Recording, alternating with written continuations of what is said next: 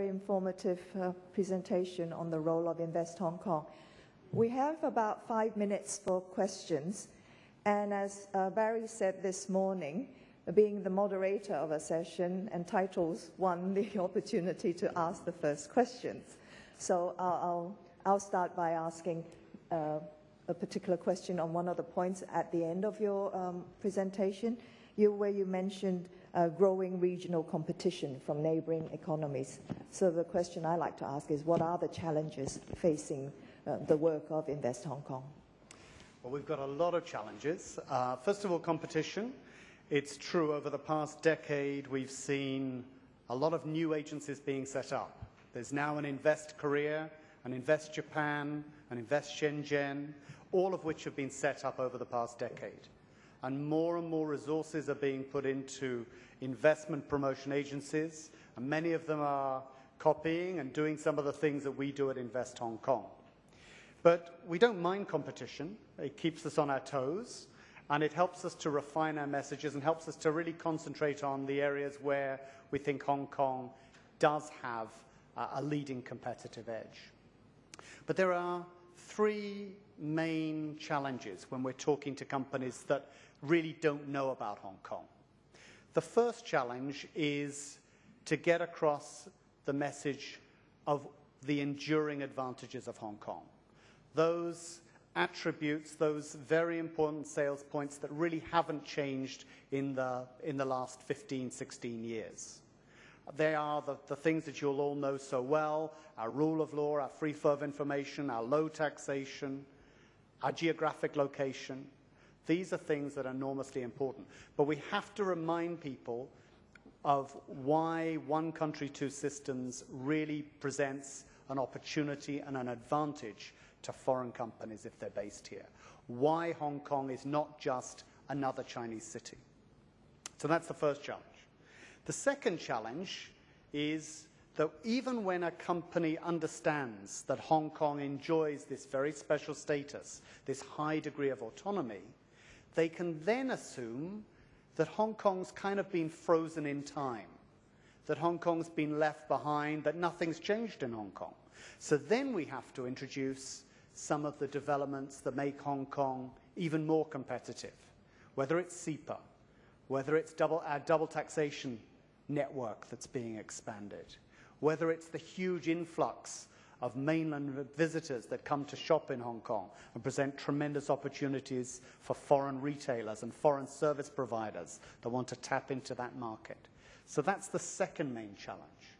And then the third main challenge is when we're talking to smaller owner-entrepreneurs who are aware that Hong Kong is one of the most expensive cities in the world, and are under the impression that they could save a lot of money by going straight to Shanghai. And we don't pretend that Hong Kong's cheap, but what we can do is explain that although Hong Kong is a very small location, very small geographic area, there is a huge range of different price options. You can be based in one of the most expensive buildings like IFC2, but within 2 or 3 blocks, you could be paying 40 or 50% lower rent. 2 or 3 stops round on the MTR, another 30 or 40% cheaper rent. So there is a range of different price options that even a small entrepreneur can benefit from. So that's one thing we have to get across. And the other point, and it's a bit more sensitive, is that because barriers to entry in Hong Kong are very low, that an entrepreneur can set up here with simply having one director who doesn't need to live in Hong Kong or be from Hong Kong. There's no minimum capital, so all you need is one Hong Kong minimum capital. And at the moment, you need to wait about 1 week to register a company. But in March, you'll be able to do it in an hour over online. Once you get those messages across, and the fact that if you want to do the same thing in a mainland city, it will take you many months and cost you a lot more, people start to understand the benefit of Hong Kong's transparency, the benefit that in Hong Kong, what you see is what you get. And for an entrepreneur, it's very important that they can make that informed choice.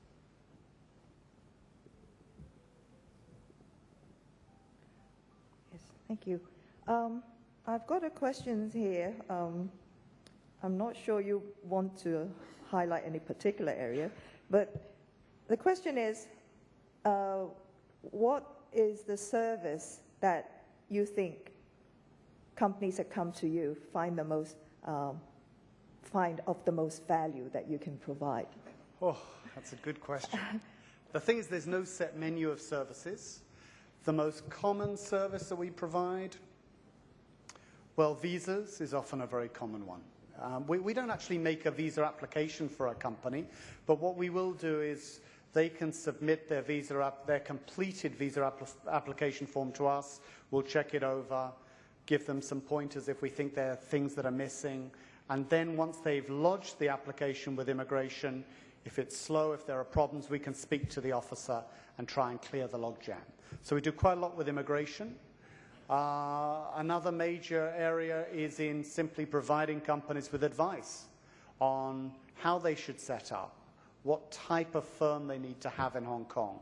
Should they start off in a business center? Should they start off in their own office? That type of advice on their sort of market entry is very common.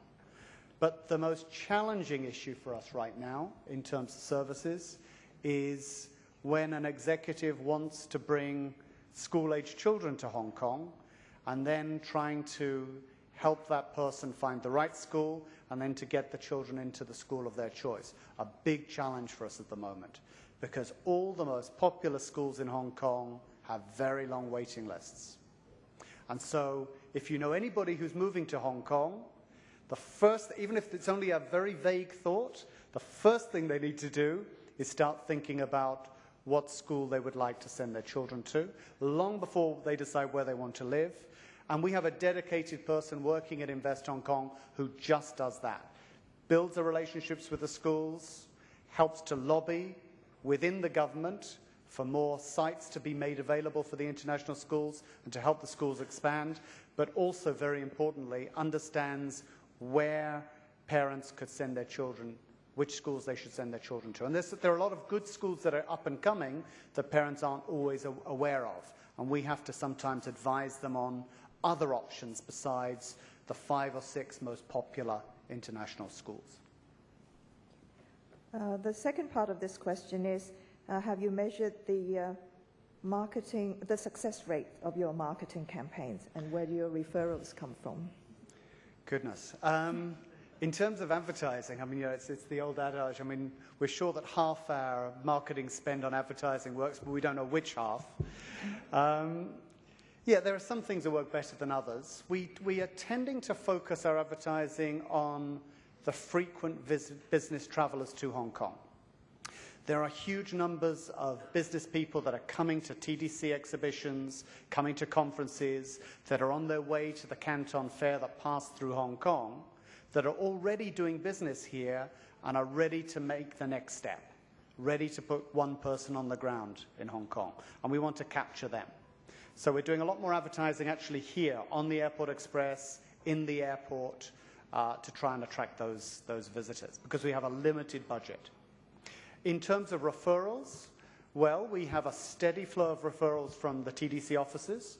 We measure every single referral we get from the TDC, and that's a very good source of referrals. But we get a large number of referrals from the foreign chambers that are here in Hong Kong, and from private sector business service providers, accounting firms, law firms that are providing a service to a client, but recognize that Invest Hong Kong can add and provide additional support, additional services. Here's a question. It's from Hungary, and I apologize if I'm not too clear. But I think the question is wanting to know if you're ready to have introduction seminars of Invest Hong Kong activities together with Chinese companies to that region. Is that correct, please?